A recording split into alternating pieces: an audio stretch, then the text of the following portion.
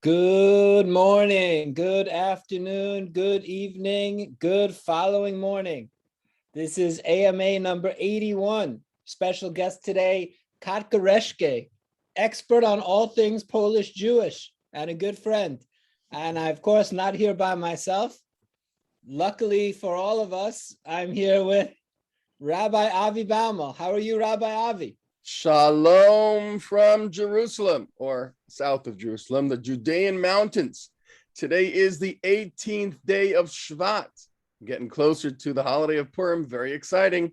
And it's 5,782 years since the creation of the world, and I am wonderful. How are you, Jonathan?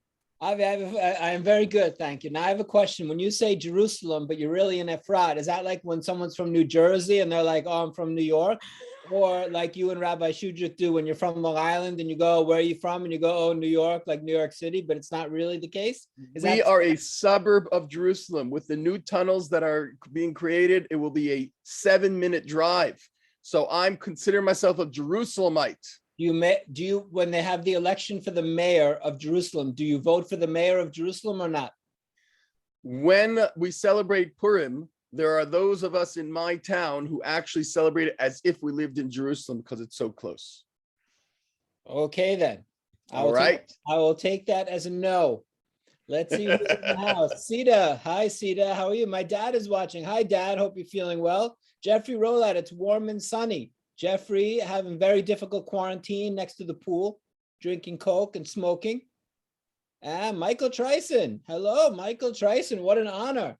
Wow. Hi, Michael. International lawyer and philanthropist Michael Trison joining us from cold Israel. Let's not complain about the weather when one of us here is in freezing cold Krakow, where, by the way, today I saw something. I went into a store today and I was in there for like 5 minutes, and we go to leave and there's a horizontal snowstorm blowing. It was crazy, a crazy snowstorm, and then it stopped in like 5 minutes. Well, it actually almost snowed in Efrat yesterday. They were talking about it for days. They were talking about the big snow, and then it was like a sprinkle here, a sprinkle there. So pretty sad kids, without seeing a snow day. Life marches on. Yeah, we can commiserate with the terrible Israeli weather. It's always funny, and we have today the holiday that always seems to me the least. There are two holidays on the Jewish calendar, which when I'm in Poland, I'm just like, they make no sense. And I have to say, one is Sukkot, a holiday that was absolutely not meant for Poland, and the other, of course, Tu B'Shvat. Tu B'Shvat, the New Year of the trees, when we're buried in the snow. Tu B'Shvat Higia, Chag La'ilanot. It is a wonderful festive holiday, which has nothing to do with the cold tundra of Krakow. No question about that. But I will say we had an excellent Tu B'Shvat. Avi, you graced us with your presence last week. We had a wonderful Tu B'Shvat at the JCC celebration on Sunday, where we were joined by the charge d'affaires, who is the acting ambassador, Tal Ben Ari Ya'alon, who spent a few hours with us with our BBYO kids and with our family program, Bagel. And we had a wonderful time with her. It was great.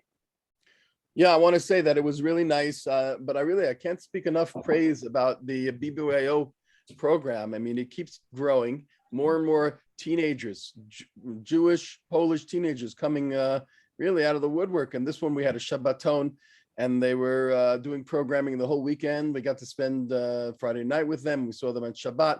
And on Sunday, they had a Tu B'Shvat brunch. And boy, were they ready to tackle the issues that come out from a Tu B'Shvat philosophy. It was unbelievable. You really think you could probably talk about a lot of political issues, and these people, teenagers wouldn't be that involved and excited and engaged, but the environment, these people, they were unbelievable on it, right? I mean, they weren't just asking questions. I mean, there was a kid there that was giving a lecture afterwards, and they were talking about ideas. I didn't even know what they were talking about. It's amazing how knowledgeable and how passionate, and they're pretty depressed about what we apparently have done to their world. Well, I mean, we and our predecessors, it was not like it was, Garden of Eden until our generation got here and we mucked it all up. We're actually, we're a transitionary generation of those who grew up in a world that didn't really care about any of this, right? Like we're an interesting point in history, right? Like our grandparents were born and their great grandparents born and died in a world that just was there for for us to exploit. And we were born into a world that was pretty much ours to exploit. And we are middle-aged and getting older in a world that we understand is not, that there are repercussions for our actions. So we're at actually, I think, an interesting point in history. Yeah, but I don't think they can lodge their complaints against our grandparents who basically ignored the whole issue. So it's just us, we're the address, and it feels like an attack. I mean, I understand it's a legitimate concern about the future of the world, and these kids, they really want to voice their concerns, and I hear their pain.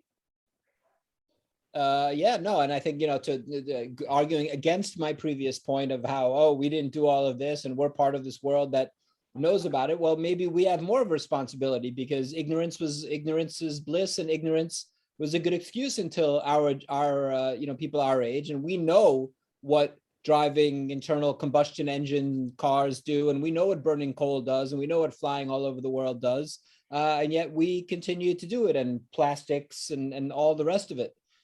So we don't really have an excuse, whereas people before us did have an excuse.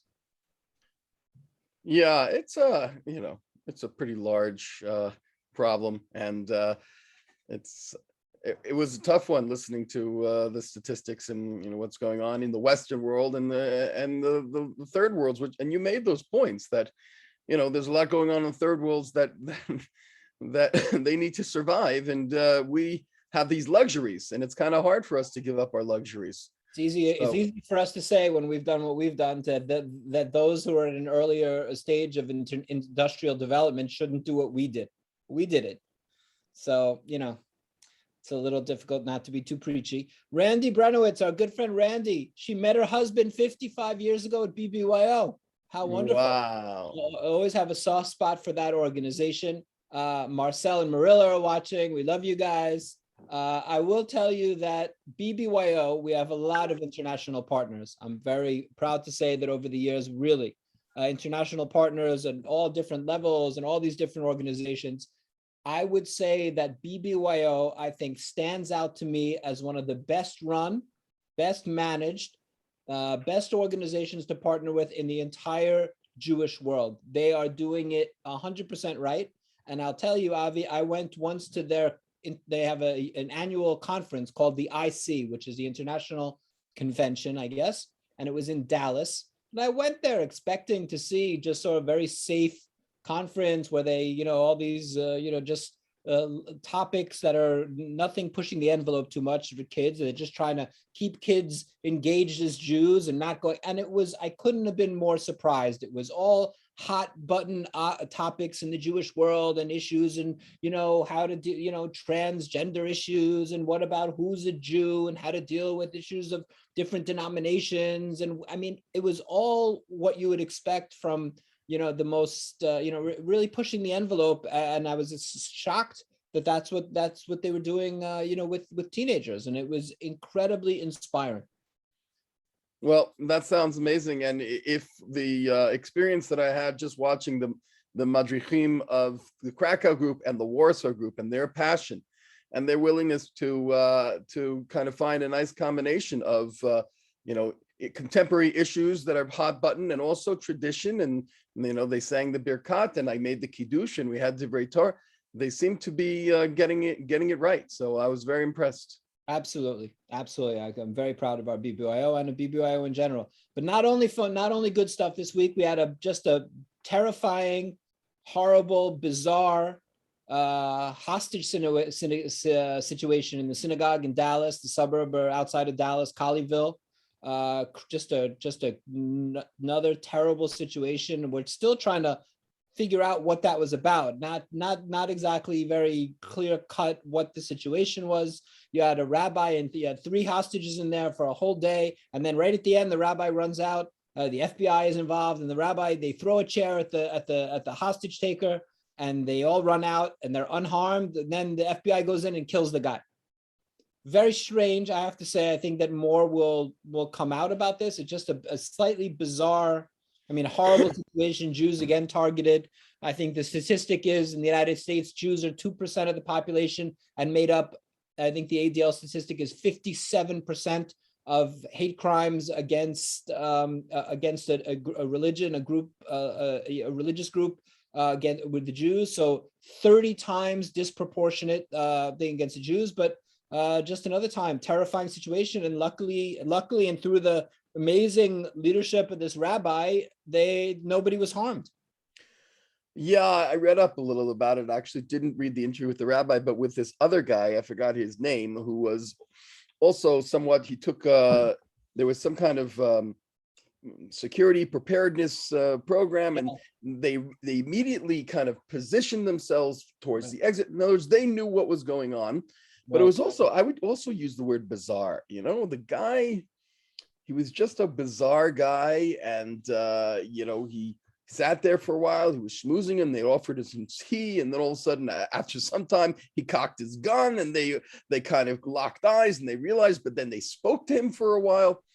And then, you know, the rabbi had the wits to sneak out at a time and throwing him a chair, distracting him. And yeah, I mean, but think about there's a lot to unpack there. You know, there's a lot of interesting things there. This sort of microcosm of larger issues, right? You have a guy who's clearly like not Jewish, it seems, didn't know what was going on, walked in, right? He wasn't asking about a minyan or any of this stuff. And they, instead of saying, get out, right? They come in, the rabbi makes them tea, right? Holds them hostage, all this. And then they're not rescued. They figure out, you know, some way, because they've been trained, and this is wonderful. You know, we had people like, we had Evan Bernstein on, who's involved in all of these things, the secure community network and things like that. They escape. And this is like, you know, Jews are sort of, you know, I think it was a very beautiful idea that they let the guy into the synagogue. My point of view, like, well, what are you, crazy letting this guy into the synagogue? But, you know, they did, and then they made it out. So luckily there is training. And luckily, yeah, but we in Israel, you know, we hear this story, and we're not thrilled with this, because we're not used to an idea. It sounds like some kind of weird miracle that you know, the guy didn't just start shooting. I mean, that's what we normally expect. And here he was a little disturbed, and whatever happened with him. But who opens doors and gives a guy tea, and if you don't know who he is and where he's from? I mean, security is a pretty important thing in around the world for if you're a shul. So I'm a little confused about the whole situation. Very strange story, but luckily it had a happy ending. Happy, it had a, you know, that's happy for the Jews who survived, and not so happy for the guy who was killed. Well, right. Although he kind of said during the time that I have a feeling I'm going to die. So I don't know. Very strange story. It involved Angela Bookdahl. He gets on the phone and he calls Central Synagogue. Nobody's understood why. Did he call Central Synagogue because he thought it was the Central Synagogue of America, or did he just know about this? And he gets on the phone with Angela Bookdahl, who's amazing, who then calls the police in New York, and they're on the phone with the FBI's on the phone in London, where the guy's kids are. I mean, it was a crazy story. Very strange. The moral of the story is these training and prepared. Nothing is more important than being prepared and training in the Jewish world. And all of us, however safe we might think, you're in a little synagogue in the suburbs of Dallas, and there you go. So it's good that they think how important this training was. You saved lives. You're right. You're right. You know, it's a frightening thing to think of. We do it all the time in Israel, but you know, more and more, I think they're doing in America. That it's quite possible that someone's watching and planning right now. That's a frightening thing to think about. Always have to be careful. So in the home front, I've become an expert on strollers. When I was a little kid, there was one stroller. I have a PhD. If anybody needs stroller advice, I can help with any type of baby things, especially strollers. I know all about it. How is Superwoman feeling? Superwoman is feeling good. She's I can't slow her down. She's eating. And which is good. People are like, is she eating? Is she eating? Everyone thinks she doesn't eat because she's skinny, but Kasha eating, you know, all the time, and is just amazing. I have we got a truck came down with baby supplies and clothes and everything from Marta, wow, from Kasha's sister. So Kasha's just busy going through everything and washing things, and yeah, it's good. Getting it home stretch. We are T minus a little less than 2 weeks. Wow. As we say in the Mamaloshin, Bisha Tova Mutzlachat. It should be in a Kuta Shah. That's what's most important. Avi, let's bring on our guest, who's a good friend. I've known Katka for a really long time. Katka Reszke, writer, documentalist, photographer, researcher of Jewish history, culture, and identity. PhD from the Hebrew University of Jerusalem, not the Hebrew University of Efrat, Avi, the Hebrew University of Jerusalem. She has been working on since 2007, working on documentary films as a director, editor, and screenwriter. Her book, Return of the Jew, Identity Narratives of the Third Post-Holocaust Generation of Jews in Poland, was published in 2013 with a very, very impressive, the book is good, but the blurb on the back is genius. Her recent films include Shimon's Returns, Coming Out Polish Style, and Magda. She lectures on different aspects of Polish Jewish experience at educational and cultural institutions across North America and Europe. That's very, very true. And it is, and she's working on her new project that we're going to talk about, the Mishugana Effect, which is really a great name and is a cool project. And it's great to see you. It's so nice to see you and to have you, Katka Reszke. Hi, it's so nice to see you. I miss you. I'm too far. You are too far. You are too far away. Here I am in my cabin in Massachusetts. It is actually snowing outside. I don't know if you can tell. I see this. I see a blinding white outside, much like the south of Poland. Katka, pleasure to see you. I'm in Israel right now in Efrat. Sorry about that. And looking forward to this conversation. I want you to know that, I came in 2012, 2013, and I, like every single American or Israeli or Jew, comes in and says, what's the deal with Jews in Poland and what's going on? And Jonathan said, hey, the book's on the reception desk. And I picked up the book and I couldn't put it down. And that was my introduction to the revival of Jewish life. So it's exciting to have you here with us. Oh, that's kind. Thank you. Katka, I think in many ways, first of all, has done so many things and involved in photography, and writing, and filmmaking, and all of this, and a lecture, really, real Renaissance woman, as I wrote on Facebook. But it's interesting, there are people like me that go around the world who are outsiders, who are not Polish Jews, who go around and explain, the Polish Jewish situation, or try to explain to people. And then there are Polish Jews who go around and who are sort of observed and seen and this. But Katka is really a fusion of the two. There aren't too many real Polish Jews that are, sort of spokespeople for their generation. And I think that's really what Katka has been over the last 10, 15 years. I'm both the speaker and exhibit A. when I speak to, which is why sometimes when we do get to sometimes perform together, which is rare, Jonathan, too rare. We complement each other. So that's, we should do this more often. It reminds me of the Vilna Shul event a few years ago that, I take all the credit for bringing you to the Vilna Shul, because I spoke at the Vilna Shul in Boston, and then I told them that they must have you.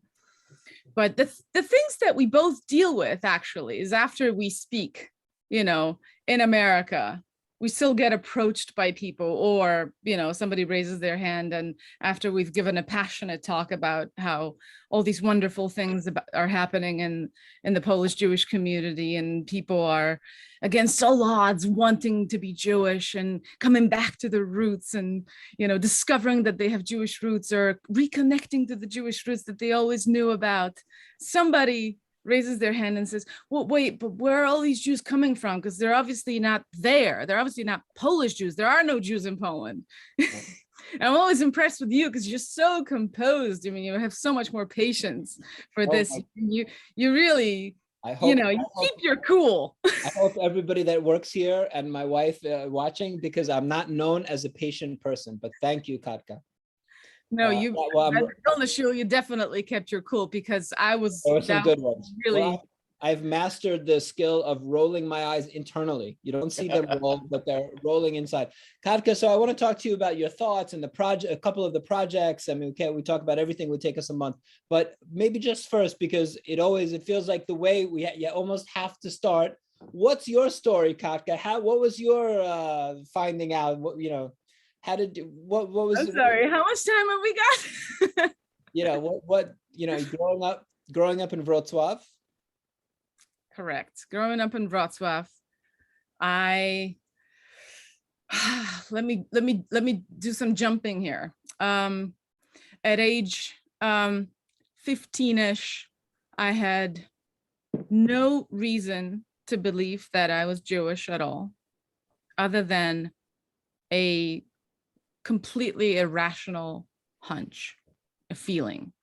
I mean, I literally simply knew suddenly that I was Jewish, despite the fact that there were no reasonable, rational, tangible, palpable facts around me and my family, even in conversations, there for me to believe that we were Jewish. I went around the family. I started a little investigation. The investigation was closed within weeks. Jews are great, but we're not Jewish.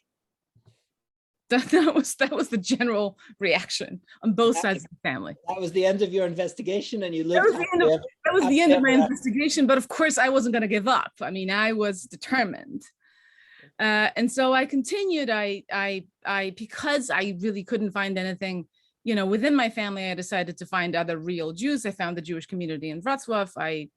I sort of, immersed myself into the Jewish community. I don't have to tell you how difficult it is. This is sort of jumping a few years later. I don't have to tell you how difficult it is to sort of show up as a blonde teenager at a Jewish community in the 90s in Poland and say, hey, hi. I didn't exactly tell them I had a feeling I was Jewish, because I knew already at that point that probably wasn't the best idea. But I decided to volunteer, and I sort of joined the Jewish community. I soon realized that there were actually other young people there who weren't actually 100% positive that they were Jewish, and or at least they weren't halakhically Jewish. So they knew that they had a Jewish root, and sometimes they only had a Jewish grandparent. But they still felt a really strong connection to Jewishness, and they pursued it. And so I figured I felt, I fit in with those other young people, and they embraced me, and it was great. And I sort of became part of the Jewish community, and I just pursued with that. Mind you, I did have a little bit from my family. And what I did was this bizarre story of really a memory that my mom had of her grandfather, my mom's grandfather, hiding in the pantry with some sort of cloth over his head, and waiting for my maternal great grandmother to open the door to the pantry. And when she did, this is a prank that he continuously, repeatedly played on her. She would open the door and he would go, Shalom Aleichem, Shalom Aleichem, driving her absolutely mad. I mean, she would chase him around the kitchen with a rolling pin. You fool, this is not funny. What if somebody sees you? And this was her reaction, and he would repeatedly do this. So in your the family, the party line in your family was, no, we're not Jewish. Sure, Jews are great, but we're not Jewish. But there was this ancestor, relative, recent, not 20 generations ago, who would run around saying Shalom Aleichem with something on his head. Right. Okay. Essentially making fun of my maternal great grandmother, right, for no reason whatsoever. Clearly. And there I was, a teenager, being the only person in the family interpreting it the way I was interpreting it. Nobody else wanted to interpret it the way I was interpreting it. And then there was, this other memory that I sort of had suppressed for years. And then it came to me that same great grandmother, who was so mad at her husband playing that, that joke on her, calling me Meshugana when I was little. In fact, not Meshugana, Meshigana, in a very juicy Galicianer accent. Mm-hmm. And I was the only kid that, that she sort of used this term of endearment on. Mm-hmm. And that's all I had for years. Mm-hmm. Jumping, years later, I went studied cultural studies at cultural studies at Wrocław University. I made sure to skew every single course I took Jewishly somehow. I mean, I wrote every seminar paper on a Jewish topic on cultural studies. You can somehow manage to pull that off. I go to Israel. I get my PhD in Jewish education. I write a book about Jewish identity. I moved to New York for picking documents. Hold on a second. This whole time, hold on a second. You mean that this whole time you didn't at that point have any confirmation that just these few memories and your family's essential denial of all this was not the case? Correct. So in the meantime, while I'm in Israel, basically as soon as I land in Israel to pursue a doctorate in Jewish education, my paternal grandmother mentions in passing in a sort of completely nonchalant way to my father, "Oh, she went to Israel. Oh, how wonderful. My father was Jewish." and my mom and dad were like, "What the hell? I mean, you never mentioned this before." "Well, you never asked." And I swear to God, she probably never would if I didn't go to Israel. I mean, had I not gone to Israel, she wouldn't see this as relevant. Right. Or she wouldn't feel compelled to actually, say anything about this. So this is, of course, my hunch all this time lies on my mother's side, because it's an ambitious hunch. So I keep wanting to find confirmation that this is where we're Jewish. So I'm excited about finding out that there's some Jewish roots on my father's side, but I'm already in Israel. In the meantime, I actually converted conservative just because the opportunity came up at the Wrocław community and everybody else did it. Kind of in that, and the way I present it is more or less how it happened for me. That's my personal experience.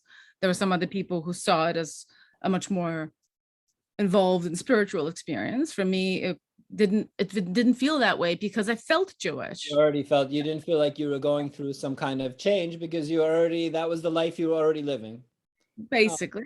Right, much like when my wife did it also, it's sort of you're making something formal that is already the case. It honestly kind of felt like applying for citizenship. Yeah. And then I go to Israel and I'm getting my I'm working on my doctorate and I arrive in Wrocław and so in Israel I became modern Orthodox not because I was religious. Rabbi Avi's not going to like this story. Or excited. Maybe you are. Actually, maybe you are. You got so excited. You might like the story because it's cute. I wanted to become modern Orthodox because I was actually really fascinated with the halacha and I wanted to learn it, but I didn't want to learn it from books. I wanted to learn it from real life. So I dove in like a fish into the deep waters and I wanted to absorb it, thus learning it not from books. It was sort of I like to say it was my little private yeshiva and I put myself through it. And so where did you go to dive into it? I didn't go anywhere. I lived in Israel and then actually 5 years later, after I left Israel, I went to New York and I sort of stayed in my little private yeshiva for another 3 years. So my little private yeshiva years lasted for about 8 years, after which I decided that it's time to graduate. And so I did. But which doesn't mean, because see today, many years later, my secular Jewish friends when they see my Jewish observance, they think I'm, religious, or at least crypto religious, because this is what it looks like to them. I don't consider myself religious, but the truth of the matter is that I do retain a lot of Jewish observance, a lot of Jewish ritual in my life, which to any secular Jew looks like fairly observant religious practice. But that is my choice. That's what stayed with me, and that's sort of the system that I have built for myself over the years that feels authentic to me. We were talking, Avi and I were talking yesterday about lapsed Orthodox Jews, that there is a good, lapsed Orthodox Jews generally have a certain amount of knowledge and are a background in Yiddishkeit and in Jewish studies, yet are open-minded enough because they're not part of a certain system. And there's in certain ways that's a very good category, which I would also put myself in. So that's why I like the category. Yeah, I also like the idea of knowing what it is that you reject. It's nice to first know before you reject something. And so that's what this 8 years of modern Orthodox observance gave me, the ability to reject a lot of it. When I was a rabbi in Canada, I had a big synagogue, and it was filled with Jews who were connected to the Orthodox community but not observant. And one famous speech I gave was I talked about my mother, who was a nudge, but a nudge was N-O-O-J, non-observant Orthodox Jew. And boy, was my mom thrilled, and everyone in the synagogue was thrilled, because it means I identify with Orthodox Judaism. I just don't observe it, or I observe it as I choose. And there's so many people where it fits you. It's like the part of the religion that I, want to be part of when I feel like it is that authentic one, and not something else. So that's a nice little authentic for you, Rabbi Avi. Let's be clear. I would say that Kasha, my wife Kasha, is also in this category. She doesn't like all the other stuff. She goes and does whatever, but she is not observant, but she kind of likes that. Katka, tell me. So I want to talk a little bit about Return of the Jew. So you're doing this project. You have years at this point in both in Poland at undergrad, and then doing a PhD in Israel, of this sort of focus on Jewish topics, and then you decide to write your doctoral thesis, which becomes this book, Return of the Jew. So maybe just what surprised you? You found that you essentially, and I'll give it away a little. You went and you interviewed people with these different stories who had Jewish roots, people from this generation, people around your age, all these different stories, finding out, photos in the attic, deathbed confessions, all these stories that we're always talking about. And you write this book about it, your PhD thesis, which becomes this book. What surprised you? Did anything shock you that you found out, or were there any themes that, like, oh, every story had this in common, and I wasn't expecting that? What did you pull out of there that's interesting?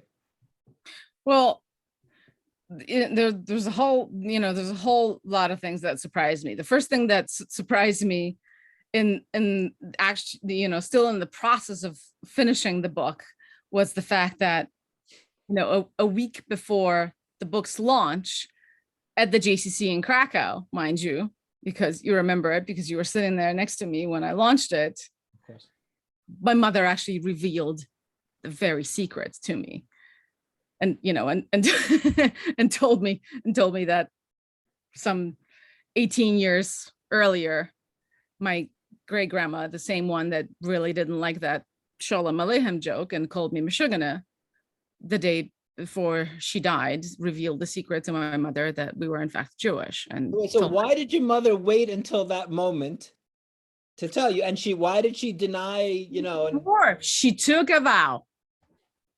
A vow. She took a vow. And my great grandmother was a very compelling person. That's a very long story. So, the misconception about my book, Return of the Jew, which because of that story, and this is again a week before the launch, I was going to, talk academics. I was going to talk about how I analyzed the interviews. I mean, I interviewed 50 people for the book, which is unusual for a qualitative research book. People usually interview 12, 13. I interviewed 50.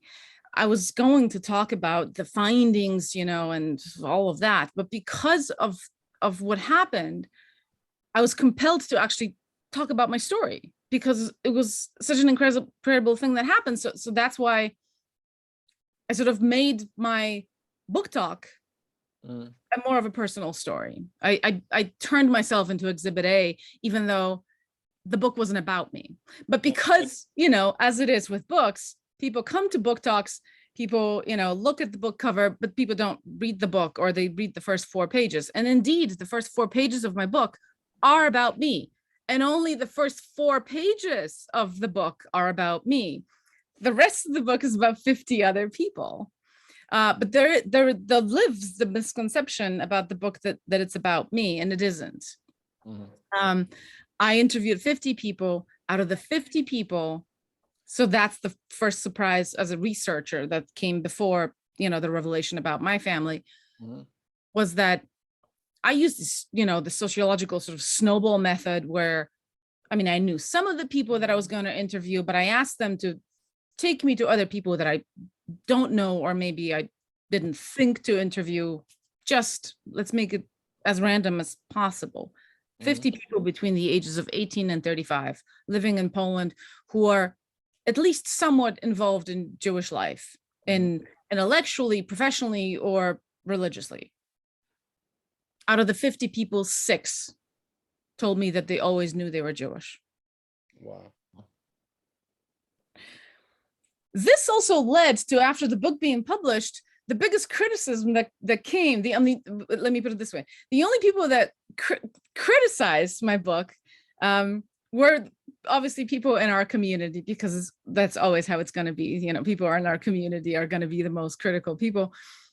And they were the people that always knew. They weren't the people in my book. They were the people that didn't make it in my, to my book, that I never interviewed, but who were those people that we have in our community, who are the rare breed in Poland, who, were raised with knowledge of their Jewish roots, and who are not, the story of deathbed confessions, or finding a document, or overhearing a conversation, or having a hunch. Right. That's not their story. So they didn't feel that they were represented in the book as much. I'm sure they don't really like the whole revival thing so well. Right. And, they exist, and I totally get it. I absolutely understand it. It's just so happened that was my sample. That's what the sample revealed. It surprised me as well. I think, though, that I would say that based on when you did this, because a few years ago already, that doesn't surprise me that much. If you would ask me, and it depends in different places. In Warsaw, there's been a more established community for a longer time, where people have had the opportunity to grow up in an environment, go to a Jewish camp, go to a Jewish school and stuff, which is missing in almost every other place in Poland. But I would say these days, you obviously have a whole generation of people who are the people you spoke to, who then went and had children, and those kids are growing up in a more Jewish framework environment.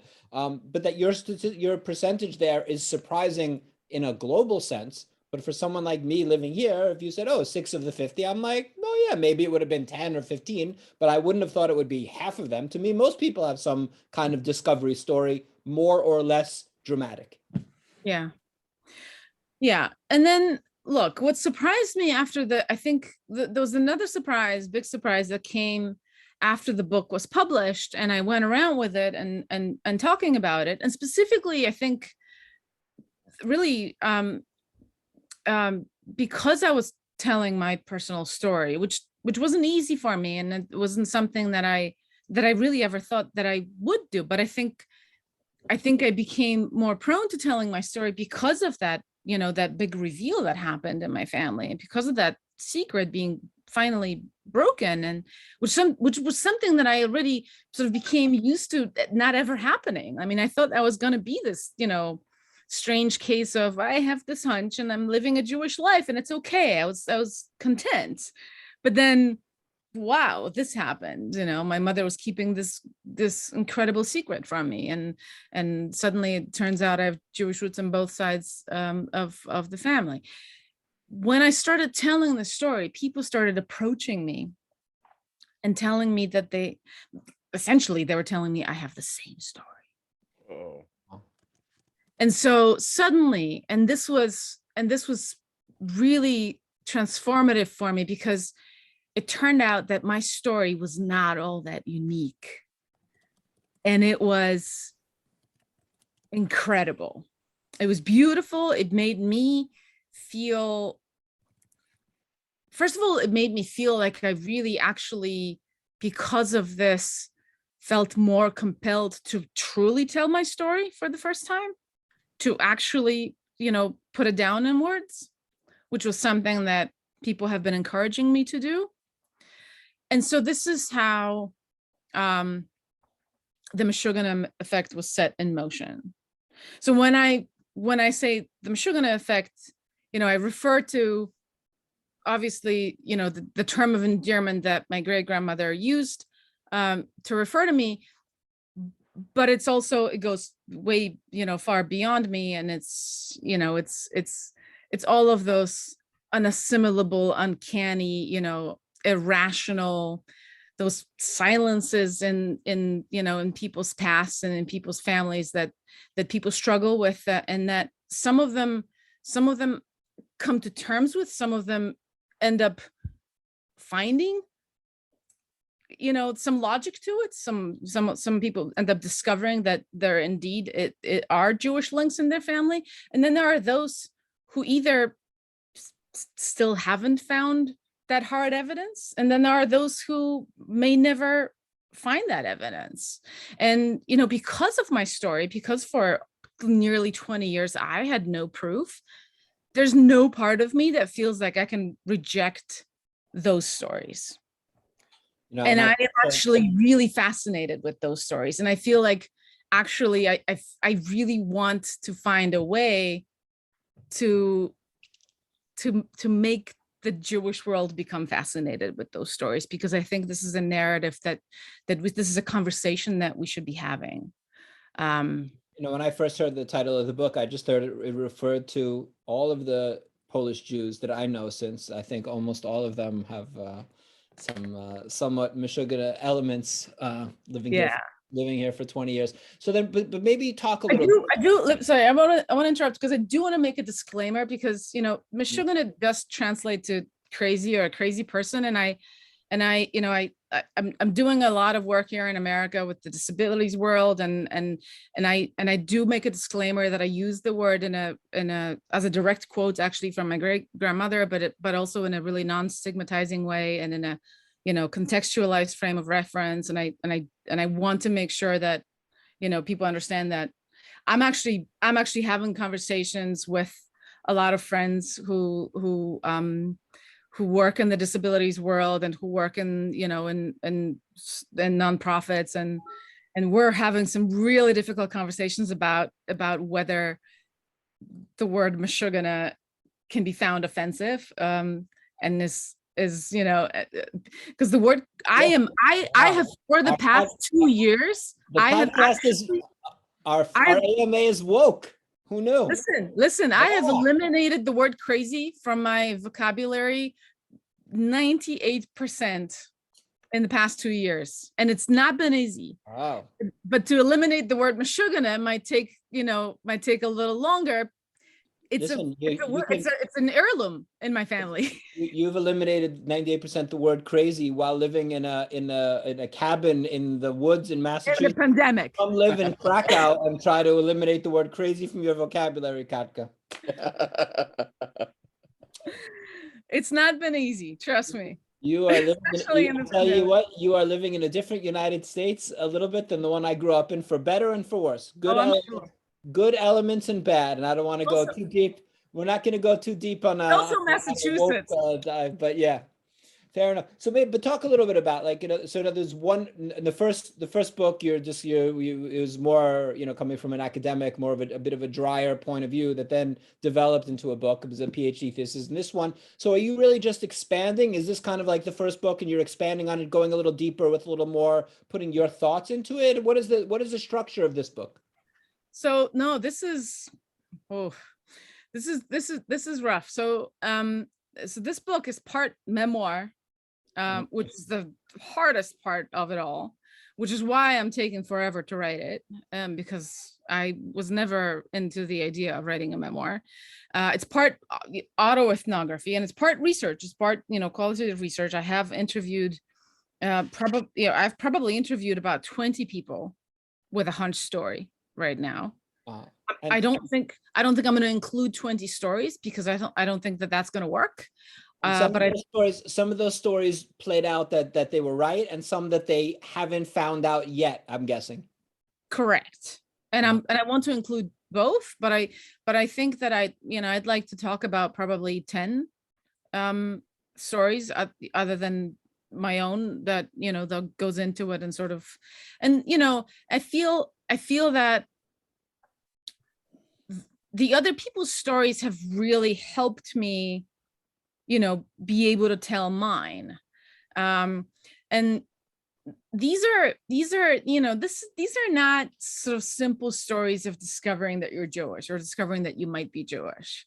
These are stories that are tough. A lot of these stories are replete with trauma and and silences and questions in the family, and there's grief involved in a lot of the stories and pain, and my story goes back to a past trauma, and I deal with my own grief after the loss of my brother in my childhood, and I go back to that.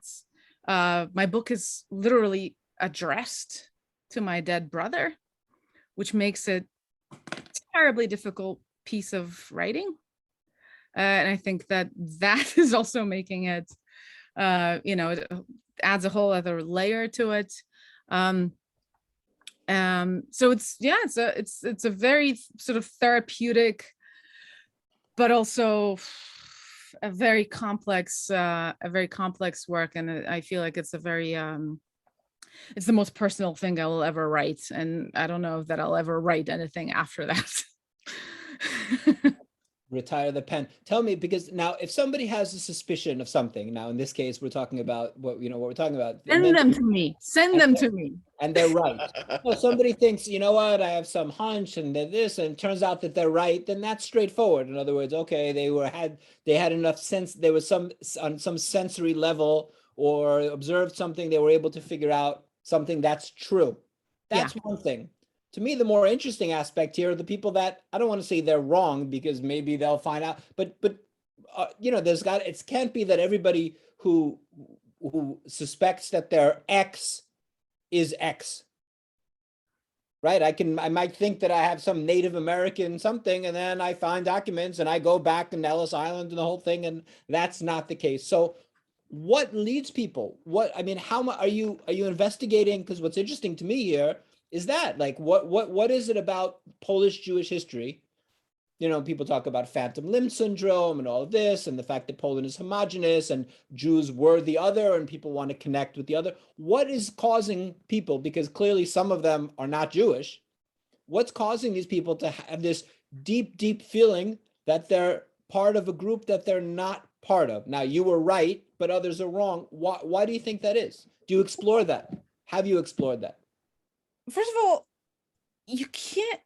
How do you know that they're wrong? No, because wait a minute. You can also say that there is an element of saying, if I think I might suspect that I'm part of the Reshke family because I've always felt a closeness to you, and then, I do go and I find the documents that show both, I can go back 40 generations that I'm not related to, I would be wrong. And that could be the same about, I suspect that I have some Asian background or X background. Right. I might think I'm Indian. Listen, there are some things that you can, there are some things that you can disprove. You can. But ironically, you cannot actually disprove that you're Jewish. And I know, and this is the thing. No. I want to actually say this on the record, on like live on you know, on Worldwide, millions world are TV. watching. Because no, because there are, you know, there might be people watching who have a hunch that they're Jewish, and genetic testing has done a lot of good for people with hunches and people looking to prove that they might have, you know, Jewish roots, but it has done a lot of bad because it has deterred a lot of people. I know I've heard cases of people who, you know, they think they might have Jewish roots, and then they go and they take a genetic test, and then it says 0% Ashkenazi. That, I mean, I want to sue companies that tell you 0% Ashkenazi, because it's a lie. I mean, it's a blunt lie. I mean, they might sue me for saying this live on TV right now, but it's a lie. Because there's no such thing. Only 40% of, you know, of Ashkenazi mitochondrial DNA can be actually traced to the 4 grandmothers. 60% cannot be traced anywhere. Yeah. So No, I don't mean the DNA. I agree with you, and I'm not saying that. I'm saying but somebody doesn't know their grandparents. companies that you go to will not tell you that. And I find that it's so unfair. I mean, it's literally fraud, and it's just so bad. And people really actually do get deterred by their testing. I mean, I've spoken to people and this is, I mean, at this point has become, you know, almost like issues of, you know, mental health. People are become really upset about their You know, if you think about it, you could, let's say it, you know, if you're going from a halachic point of view, it could be up the mother's side, which could be one, you know, one going, what you could be 1/100th or 1,000th. correct. And you can have 1%, you can have you know, No, I wasn't. I was more talking about. Jewish. But I mean, I guess there has to be, from a scientific point of view, you have to say that there are 3 categories, right? There's a category of people who suspect something and find out that it's true, pretty much. Again, you know, within realm of, we understand that, you know, things that there is something in the world called objective truth. Some people who don't know, don't have a conclusive answer. And then some people who find out, you know what, I had a grandparent and I was never sure and I always suspected. And then at a certain point, oops, you know what, I did find out that he was part of this or not part of that. So, you know, you have to have that. What, you know, so there are certain people, obviously this idea of people suspecting they're Jewish is larger than people that are actually have some Jewish roots. It's part of a bigger thing that people are want or have some need or feel a connection to something that isn't necessarily, you know, part of who they are, which that's to me what is fascinating beyond the idea of I absolutely agree. And I think this is a conversation that we should be having. And I think this is a conversation that, I mean, as Jews, I think this is a conversation that we should be inviting, because I think that we are, you know, for lack of a better word, we are making some people feel meshugana in not the good way. And this is if we invite this conversation in a positive way, then this is something that, you know, I mean, is absolutely fascinating, because all that I hear people doing is saying, oh, it's just feelings of guilt. This is, you know, it might just be that people feel like they might actually have Nazi roots, so they're twisting this around. I've heard those theories, and or, you know, or this is, you know, philo-Semitism, and this is, and obviously we don't like philo-Semitism, which I also have a problem with, you know. Don't get me started on how, you know, Jews feel about philo-Semitism. I mean, I know that there's a whole other conversation we could have. We in Krakow love philo-Semitism. We're on team philo-Semitism. I'm on team philo-Semitism as well. Yeah. So, as I always like to say, Katka, I'd rather have somebody running down the street trying to kiss me for no reason than chasing me down the street trying to kill me for no reason. Exactly. But yeah, look, I mean, there are so many theories, you know, to explain this. I mean, there are, you know, obviously theories of you know, transgenerational trauma and you know, and memory and haunting but honestly, I think that this is just actually something that we should sort of explore in a narrative way as a conversation. And it's not something that we're doing. And I think that we are remiss to not be doing this. Yeah, I mean, we're really on the front lines of it here, that we have people that find out they're Jewish, and we're always trying to be as open as possible, clearly. But there are sometimes people, we have somebody who comes and says, when I was a kid, I remember this, not to make light of it, but somebody said, oh, I remember, an adult came in I remember when I was a kid and we learned about the Holocaust, I was more upset than the other kids, and therefore I'm Jewish. And there's a lot of there's shame connected to it. Yeah, and that's somebody, not to say, oh, get out, you're not Jew. We're a very open institution, and I don't mean to say that it's only for Jews, but I also say that, in the same sense of, that doesn't necessarily mean that person, it might mean it, but it doesn't necessarily mean that person is Jewish. But I gotta tell you, I've had people come to me and tell me, begin to tell me their story and then pull out because they're actually embarrassed, or tell me that they feel like a fraud. We need to create an environment. I agree with you. We need to do a better job to create environment. And this is, to be honest, this is the way this is not all we think about, but a huge part of what we think about. How can we create an environment that is absolutely conducive to people who might suspect something, or first of all, non-Jews, they want to get involved, great. But people that have Jewish roots will take those exploratory steps and get involved. This occupies a huge amount of our energy. Yeah. I mean, it's not like there are too many of us. I think there are not as many as we would like, but more than we think. More than we think in Poland, that's for sure. Yeah. What do we think? Katka, I'm not going to ask you if you're on Team Latko or Team Hamantash because I know I don't have to ask. But I will ask you, and this is something that when you ask a filmmaker, you have to ask it in a certain way. What are your 3 favorite films that are not films that you were involved in? Oh, I would never mention films I'm involved in. God. Of course not. Whoa. Okay. Well, that's an impossible question to ask me. I'm happy to hear that. Okay. You have 2 minutes. I think the first film that I saw in a way that I think made me see films in a way that I was no longer just a viewer, but somebody who started thinking about filmmaking. And this was really thanks to a fabulous college professor that I had, was Once Upon a Time in America. Okay. And it made a huge impression on me. Good film. I am a huge fan of Sideways. It's a film I can watch forever. Sideways is a good film. And I'm going to mention a recent film that I saw that I can't stop thinking about. That's one of those feel bad movies. So, and it's really just the last film for you right now to be seeing, or Kasha. So it's a no for you for like the next, I don't know how long. 18 years. It's called The Lost Daughter. And it's fabulous. It's a film. I don't know if you heard about this film. It's Maggie Gyllenhaal's directorial debut, and it's one of those films that's going to hopefully make people refer to Maggie Gyllenhaal as Maggie Gyllenhaal, and Jake Gyllenhaal as Maggie Gyllenhaal's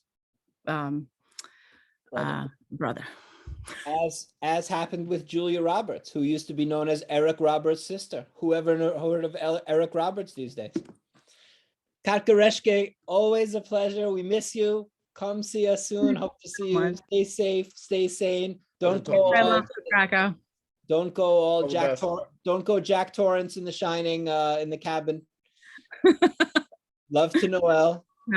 Oh, thank you. Noelle is on the Cape right now. She has left me all alone in the cabin, and she's on the Cape.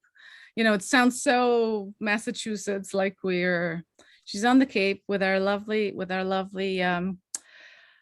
favorite aunt, Susan. And I might just have to join them there. Sounds like a plan. Be well, Katka. Thank you. Take care. Talk to you soon. Guys. Thank you. Bye. Bye, everybody.